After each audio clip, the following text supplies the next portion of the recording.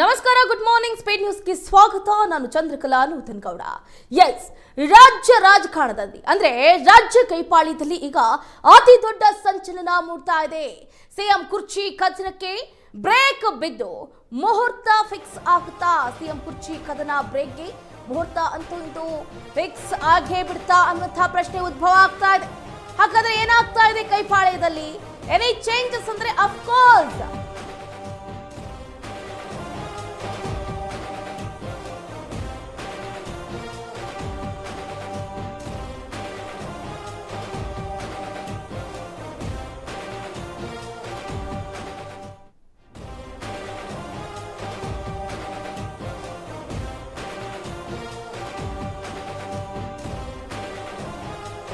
ರಾಜ್ಯ ಕೈಪಾಳ್ಯದಲ್ಲಿ ಅತಿ ದೊಡ್ಡ ಸಂಚಲನ ನಿರ್ಮಾಣ ಆಗ್ತಾ ಇದೆ. ಸಿಎಂ ಕುರ್ಚಿ ಕದನ ಬ್ರೇಕ್ಗೆ ಅಂತೂ ಇಂತೂ ಮುಹೂರ್ತ ಫಿಕ್ಸ್ ಅನ್ನಲಾಗ್ತಾ ಇದೆ. ಸಿಎಂ ಸಿದ್ದು ಹಾಗೆ ಡಿಸಿಎಂಗೆ ಹೈಕಮಾಂಡ್ ಬುಲಾವನ್ನ ನೀಡಿದೆ. ಎಸ್, ಜಂಟಿ ಜೋಡೆತ್ತುಗಳು ಕಾಂಗ್ರೆಸ್ನ ದಂಡ ನಾಯಕರು ಇಬ್ರು ಕೂಡ ಹೈಕಮಾಂಡ್ ನಾಯಕರು ಕರೆ ಕೊಟ್ಟ ಬೆನ್ನಲ್ಲೇ ದೆಹಲಿಗೆ ತೆರಳ್ತಾ ಇದ್ದಾರೆ. ನಾಳೆನೆ ದೆಹಲಿಗೆ ಬರುವಂತೆ ವರಿಷ್ಠರು ಸೂಚನೆಯನ್ನ ಕೊಟ್ಟಿರುವಂತದ್ದು. ಮೇ 26 ದೆಹಲಿಗೆ ಬರುವಂತೆ ಹೈಕಮಾಂಡ್ನ ನಾಯಕರು ಕರೆಯನ್ನ ಕೊಟ್ಟಿದ್ದಾರೆ. ಸಿಎಂ ಸಿದ್ದರಾಮಯ್ಯ, ಡಿಸಿಎಂ ಡಿಕೆ ಶಿವಕುಮಾರ್ ಅವರಿಗೆ ಹೈಕಮಾಂಡ್ ನಾಯಕರು ಬುಲಾವ್ ಕೊಡ್ತಾ ಇದ್ದಂತೆ ಕಾಂಗ್ರೆಸ್ ಪಾಳ್ಯದಲ್ಲಿ ಸಂಚಲನ ಮೂಡ್ತಾ ಇದೆ. ಎಸ್ಐಆರ್ ಸಭೆಯಲ್ಲಿದ್ದಾಗಲೇ ಸಿದ್ದರಾಮಯ್ಯನವರಿಗೆ ಫೋನ್ ಕರೆ ಬಂದಿದೆ. ಆ ಸಭೆಯಲ್ಲಿ ಇರ್ತಾರೆ ಸಿದ್ದರಾಮಯ್ಯನವರು, ಮಹತ್ವದ ಚರ್ಚೆಯನ್ನು ಕೂಡ ನಡೆಸ್ತಾ ಇರ್ತಾರೆ. ಆ ಚರ್ಚೆಯ ಸಂದರ್ಭದಲ್ಲೇ ಇದೀಗ ನೀವು ಮೇ 26ನೇ ತಾರೀಕು ಡಿಕೆ ಶಿವಕುಮಾರ್ ಒಟ್ಟಿಗೆ ದೆಹಲಿಗೆ ಬರಬೇಕು ಅನ್ನುವಂತಹ ಕರೆಯನ್ನ ಮಾಡ್ತಾರೆ. ಇದೇ ಸಂದರ್ಭದಲ್ಲಿ ಡಿಸಿಎಂಗೂ ಕರೆಯನ್ನ ಮಾಡಿ ದೆಹಲಿಗೆ ಆಹ್ವಾನವನ್ನ ನೀಡಿದ್ದಾರೆ. ಹಾಗಾಗಿ ನಾಳೆ ದೆಹಲಿಗೆ ತೆರಳಲಿದ್ದಾರೆ ಸಿದ್ದರಾಮಯ್ಯ ಹಾಗೆ ಡಿಕೆ ಶಿವಕುಮಾರ್ ಅವರು. ಈಗಾಗಲೇ ಕೇರಳ ಸೇರಿದಂತೆ ಪಂಚರಾಜ್ಯಗಳ ಚುನಾವಣೆಯ ಬಳಿಕ ಸಂಪುಟ ಪುನರ್ರಚನೆ ಹಾಗೆ ನಾಯಕತ್ವ ಬದಲಾವಣೆ ವಿಚಾರದಲ್ಲಿ ಗಮನ ಹರಿಸುವುದಾಗಿ ಹೈಕಮಾಂಡ್ ಹೇಳಿತ್ತು.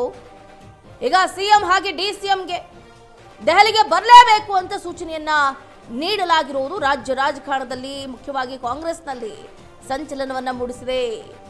ಮೇ 26ನೇ ತಾರೀಕು ಮಂಗಳವಾರ ಉಭಯ ನಾಯಕರು ದೆಹಲಿಗೆ ತೆರಳುತ್ತಾರೆ. ಅವತ್ತು ರಾಹುಲ್ ಗಾಂಧಿ ಅವರನ್ನ ಭೇಟಿಯಾಗಲಿದ್ದು ಕುರ್ಚಿ ಕದನಕ್ಕೆ ಬ್ರೇಕ್ ಬೀಳುತ್ತಾ ಅನ್ನೋದು ಒಂದು ಕಡೆ ಬಹಳ ಅಂದ್ರೆ ಬಹಳ ಕುತೂಹಲವನ್ನ ಕೆರಳಿಸ್ತಾ ಇದೆ. ಜಸ್ಟ್ ಬಿಕಾಸ್ ಇದು ನಿನ್ನೆ ಮೊನ್ನೆ ಸುದ್ದಿ ಅಲ್ಲ, ಬರೋಬ್ಬರಿ 3 ವರ್ಷಗಳಿಂದಲೂ ಕೂಡ ಇದೇ ರೀತಿಯಾದಂತಹ ಕಥೆ ಆಗ್ತಾ ಇದೆ. ಹಾಗಾಗಿ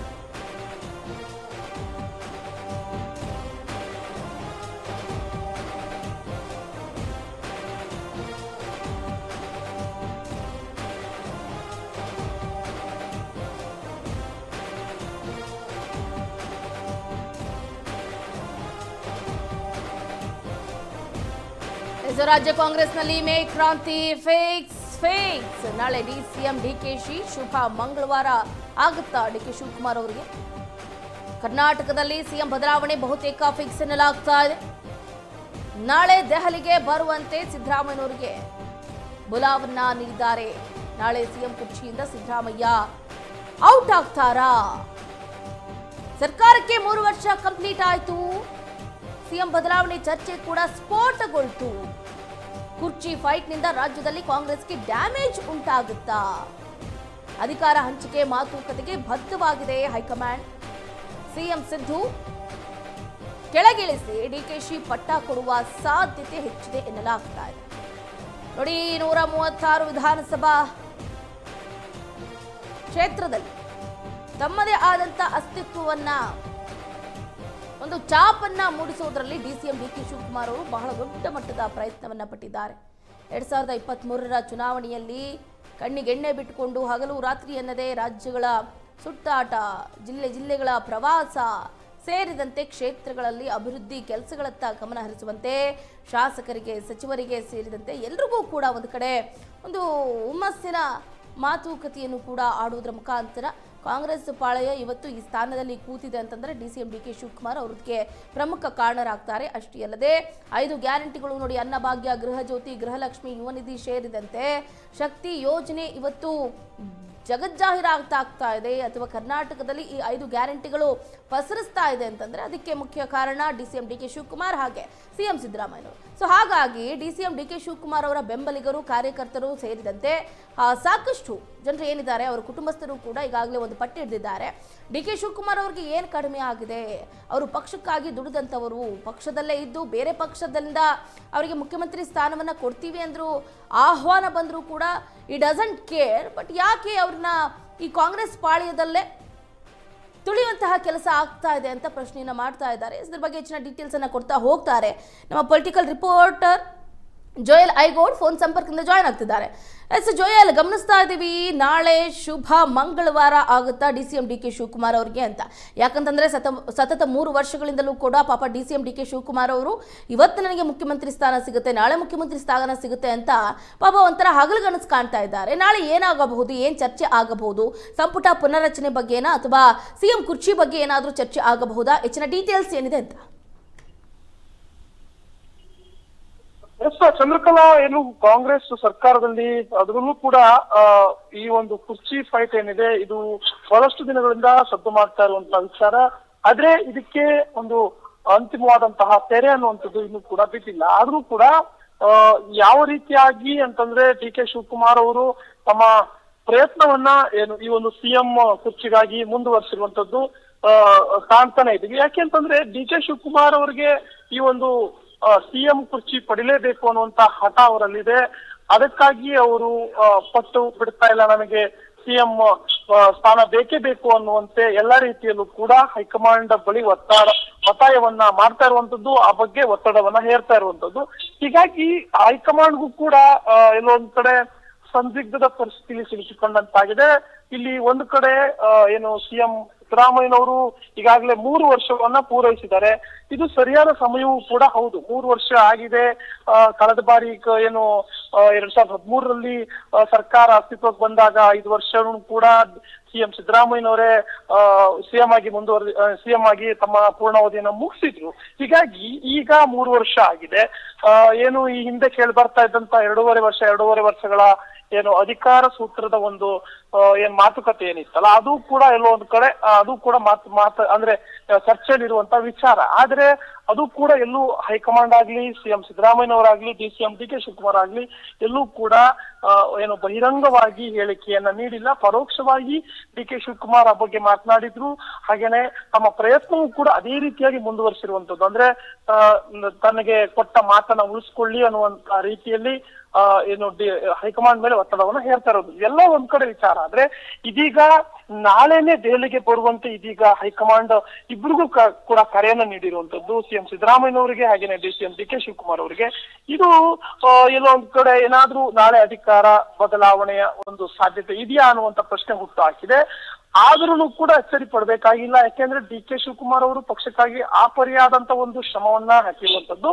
ಇನ್ನೊಂದು ಕಡೆ ಈಗ ಆ ಒಂದು ಸ್ಥಾನವನ್ನ ಪಡೆದುಕೊಳ್ಳೋಕೆ ಅಷ್ಟೇ ಒಂದು ಎಫರ್ಟ್ ಅನ್ನ ಮತ್ತೆ ಹಾಕ್ತಾ ಇರುವಂತದ್ದು. ಅಂದ್ರೆ ಹೈಕಮಾಂಡ್ ಮನವೊಲಿಕೆ ಮಾಡ್ಕೊಡುವಂತದ್ದು, ಹೈಕಮಾಂಡ್ಗೆ ತಮ್ಮ ಇಷ್ಟು ದಿನಗಳ ಏನು ತ್ಯಾಗ ಅಥವಾ ಒಂದಷ್ಟು ಶ್ರಮ ಏನಿದೆ ಅದ್ರ ಬಗ್ಗೆ ಅರಿವು ಮಾಡ್ಕೊಡುವಂಥದ್ದು ಎಲ್ಲದೂ ಕೂಡ ಮಾಡ್ತಾ ಇದ್ದಾರೆ. ಆದ್ರೂ ಕೂಡ DK ಶಿವಕುಮಾರ್ಗೆ CM ಪಟ್ಟವನ್ನ ಹೈಕಮಾಂಡ್ ಬಿಟ್ಕೊಡ್ತಾ ಇಲ್ಲ.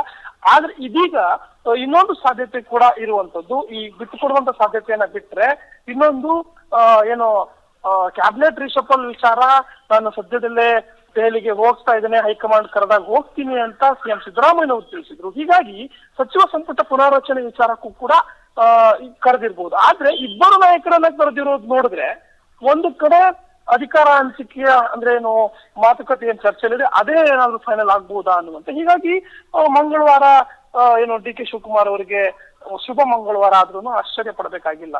ಚಂದ್ರಕಲಾ, ಮತ್ತೊಂದು ಕಡೆ ಗಮನಿಸಬೇಕಾಗುತ್ತೆ ಜೋಯಲ್, ಒಂದು ಕಡೆ CM ಸಿದ್ದರಾಮಯ್ಯನವರೇ ಪರಿಪೂರ್ಣವಾಗಿ ಅಂದ್ರೆ 5 ವರ್ಷಗಳ ಕಾಲ ಪರಿಪೂರ್ಣ ಮುಖ್ಯಮಂತ್ರಿಯಾಗಿ ಮುಂದುವರಲಿ ಅಂತ ಅವರ ಸ್ವಪಕ್ಷದಲ್ಲೇ ಅದರಲ್ಲಿ ಕಾಂಗ್ರೆಸ್ನಲ್ಲೇ ಹಲವಾರು ಸಚಿವರು, ಶಾಸಕರು ಈಗಾಗಲೇ ಒಂದು ಕಡೆ ಸಿದ್ದರಾಮಯ್ಯನವರ ಬೆನ್ನಿಗೆ ನಿಂತಿದ್ದಾರೆ. DCM DK ಶಿವಕುಮಾರ್ ಅವರ ಪರವಾಗಿ ಯಾರು ಕೂಡ ಒಲವನ್ನ ವ್ಯಕ್ತಪಡಿಸ್ತಾ ಇಲ್ಲ. ಇದನ್ನು ಹೆಂಗೆ ಕ್ಯಾಲ್ಕುಲೇಟ್ ಮಾಡಕ್ಕಾಗುತ್ತೆ ಅಂತ?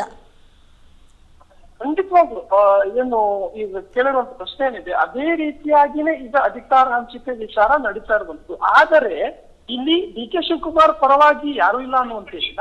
ಕೆಲವು ಶಾಸಕರುಗಳು ಡಿ ಕೆ ಶಿವಕುಮಾರ್ ಬಣದಲ್ಲಿ ಗುರುತಿಸಿಕೊಂಡಂತವರು ಆಪ್ತರುಗಳು ಇದ್ದಾರೆ. ಆದ್ರೆ ಇಲ್ಲಿ ಡಿ ಕೆ ಶಿವಕುಮಾರ್ ಅವರಿಗೆ ಹೇಗಾಗಿದೆ ಅಂತಂದ್ರೆ ಎಲ್ಲೋ ಒಂದ್ ಕಡೆ ಏನು ಆ ಒಂದು ಸಂಖ್ಯಾಬಲ ಅನ್ನುವಂಥದ್ದು ನೇರವಾಗಿ ಸಿಗ್ತಾ ಇಲ್ಲ.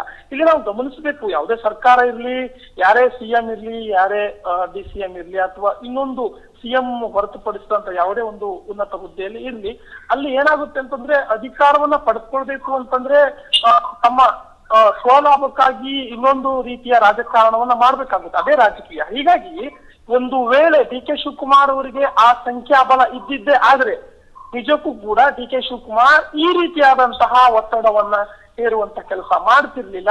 ಆಗ ತಂತ್ರಗಾರಿಕೆನೇ ಬೇರೆ ಇರ್ತಿತ್ತು, ಖಂಡಿತವಾಗ್ಲೂ ಆ ಒಂದು ಸ್ಟ್ರಾಟಜಿ ಬೇರೆನೆ ಇರ್ತಿತ್ತು. ಆ ರೀತಿಯಾದಂತಹ ಒಂದು ಆಟವನ್ನ ಡಿ ಕೆ ಶಿವಕುಮಾರ್ ಮಾಡೋದೇ ಸಾಧ್ಯ ಆಗ್ತಿತ್ತು. ಹೀಗಾಗಿ ನಾವು ಕೂಡ ಇಲ್ಲಿ ನೇರವಾಗಿ ವಿಶ್ಲೇಷಣೆಯನ್ನ ಮಾಡಬಹುದು. ಡಿ ಕೆ ಶಿವಕುಮಾರ್ ಅವರಿಗೆ ಆ ಒಂದು ದೊಡ್ಡ ಮಟ್ಟದ ಸಂಖ್ಯಾಬಲ ಇಲ್ಲ.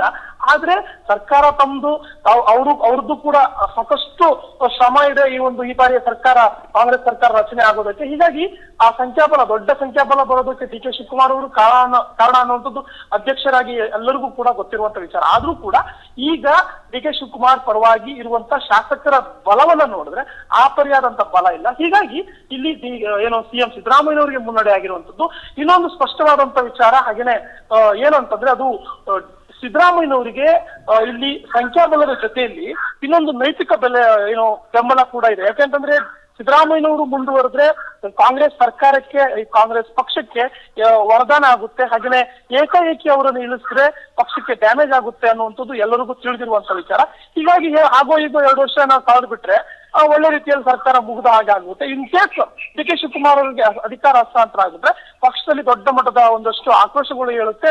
ಹಾಗೇನೆ ಅಹಿಂದ ಅನ್ನುವಂತ ಬುಡವೇ ಏನು ತಲೆ ಕೆಳಗಾಗುತ್ತೆ, ಅದು ಅಲ್ಲಾಡಿ ಹೋಗುತ್ತೆ. ಹೀಗಾಗಿ ಅಹಿಂದದ ಶಕ್ತಿಯಲ್ಲಿ ತಪ್ಪೋಗುತ್ತೆ ಅಂತ ಹೇಳಿ ಕಾಂಗ್ರೆಸ್ ಮುಖ್ಯವಾಗಿ ನಾವು ನೋಡ್ಬೇಕಾಗಿದೆ ಅದನ್ನ. ಯಾಕಂದ್ರೆ ಅಹಿಂದ ಅನ್ನುವಂಥದ್ದು ಕಾಂಗ್ರೆಸ್ನ ದೊಡ್ಡ ಮಟ್ಟದ ಒಂದು ವೋಟ್ ಬ್ಯಾಂಕಿಂಗ್. ಹೀಗಾಗಿ ಎಲ್ಲ ಅಂಶಗಳನ್ನು ಪರಿಗಣನೆಗೆ ತೆಗೆದುಕೊಂಡ್ರೆ ಡಿ ಕೆ ಶಿವಕುಮಾರ್ ಅವರಿಗೆ ಸಿಎಂ ಸ್ಥಾನ ಸಿಗುವಂತದ್ದು ಬಹುತೇಕ ಕಷ್ಟ ಅಂತಾನೆ ಹೇಳ್ಬೋದು. ಆದರೂ ನಾಳೆಯ ಒಂದು ಏನು ಬೆಳವಣಿಗೆ ಏನಿದೆ ಕಾದು ನೋಡಬೇಕಾಗುತ್ತೆ. ಚಂದ್ರಕಲಾ. ಥ್ಯಾಂಕ್ ಯು ಜೋಯಲ್ ಐಗೋರ್ ನಿಮ್ಮ ಕಂಪ್ಲೀಟ್ ಡೀಟೇಲ್ಸ್ಗಾಗಿ.